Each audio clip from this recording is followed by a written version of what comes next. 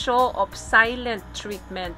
While communication is the key para sa isang maayos at fulfilling relationship, sometimes silence po ay makakabuti or kailangan para magbigay ng boundaries across doon sa thought ng isang tao. Pero gaano nga ba dapat katagal gamitin ang silent treatment? Hindi lang po sa relasyon natin ito pwedeng i-apply, kahit na dun sa mga taong nakapaligid sa atin. Pero kung napoprolong na ang paggamit ng silent treatment sa relasyon nyo, ito ay pwedeng maging emotional abuse na. So, mas matagal, mas sobra, hindi rin po nakakabuti.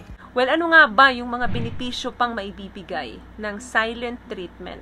Number 1, you can understand your partner better. Yung mga taong gumagamit ng silent treatment para i-punish yung kamalian ng partner nila, na parang hindi nag-e-exist yung mga partner nila. Yung tipong kinakausap nyo, parang wala silang naririnig.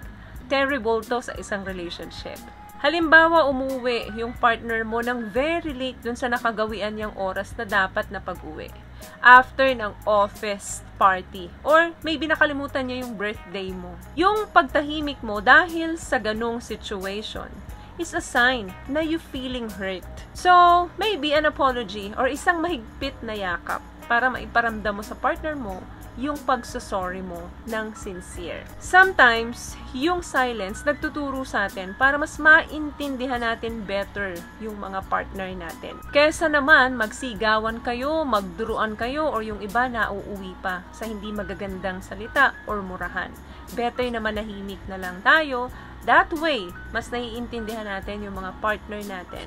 Isa ito sa biggest benefit ng silent treatment. Another thing, ang silent treatment, napakalaking tulong nito para mapababa o mawala ang tensyon.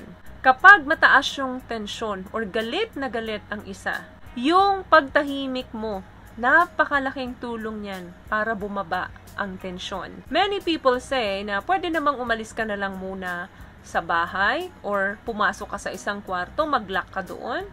Magandang paraan yon para mabawasan yung aggression. At sign yon na hindi ka pa pwedeng makapag-interact doon sa partner mo. At bubuksan mo na lang yung pintuan mo pag ready ka nang makipag-usap. So, dapat naiintindihan ng couple to, lalo na sa mga mag-asawa or yung mga nagle-live-in na. Very important yung mga body language ninyo. Minsan, hindi na kinakailangan ng mga words. Body language lang is enough para magkaintindihan kayo. Another thing, eto, importante to guys. Treat silence with silence. Magagaling ang mga narcissists sa ganitong situation para ma-abuse nila yung victim nila. Isa to sa pinaka-preferred method ng mga narcissists doon sa mga victim nila. Method of harassment. Yung tipong tatahimik na lang siya at hindi na makikipag-usap sa'yo. Magugulat ka na lang bakit ganun yung reactions niya. But, if you are using the silent treatment pabalik sa kanya, weapon niya ito sa'yo. So, ang silent treatment is very beneficial to you. Ayaw ng mga narcissists ng silent treatment. Instead na alamin mo or tanungin mo ng tanungin yung partner mo kung anong nangyayari, bakit ini-ignore ka niya. Ikaw ang mag-ignore sa kanya. Unahan mo sila ng pag-ignore. Use the silent method and see the result. Fuel yan sa kanila para mauna silang mag-open ng dialogue sa'yo.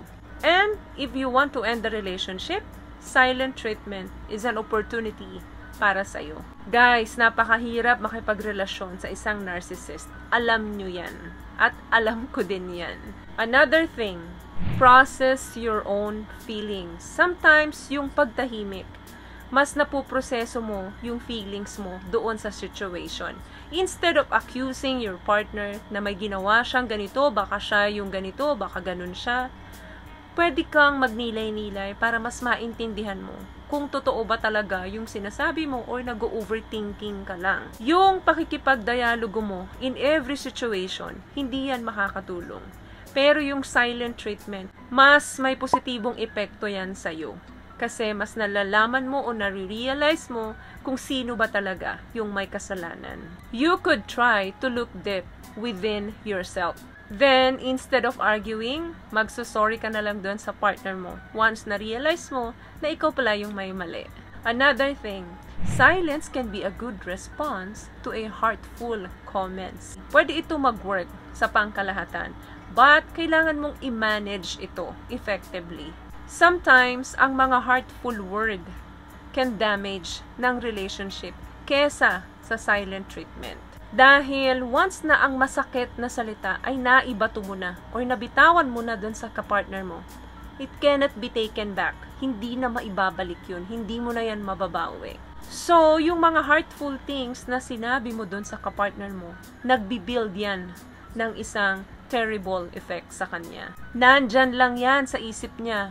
Everyday na pinaprocess yan. Dahil nakarinig ka ng hindi maganda o heartful comment sa kanya, ikaw naman ngayon, ibabalik mo sa kanya. Eto na ang mangyayari.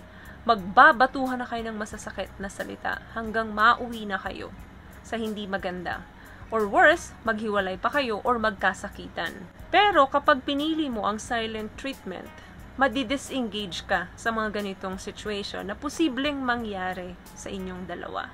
And last one, para naman sa mga long-distance relationship, ano ba yung benefit ng silent treatment in a long-distance relationship?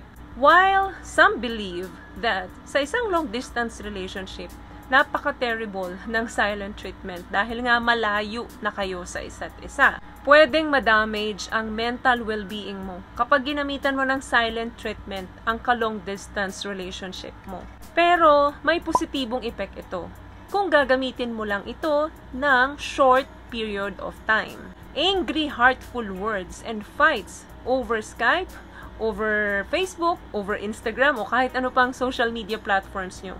Magbatuhan kayo ng mga sasakit na salita, mag-away kayo ng todo, mas mabuti pang gamitan nyo na lang ng silent treatment for a short period of time. Yung mga maiikling reply ninyo doon sa mga kapartner nyo na dati hindi naman kayo ganun mag-reply. One word, one sentence, sign na yan na meron siyang ipinapahiwatig na may something wrong. Mas mariresolve ang issue kapag maikli lang ang mga sagot ninyo.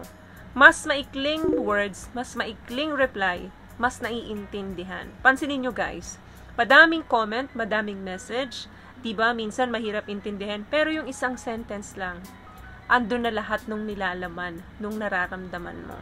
So, ang silent treatment, guys, is not a war of egos and pride. Ito ay isang technique lamang na dapat ma-manage ninyo effectively para mas maiwasan na lumala pa yung situation. Gamitin natin ito ng balanse and not in abusive way.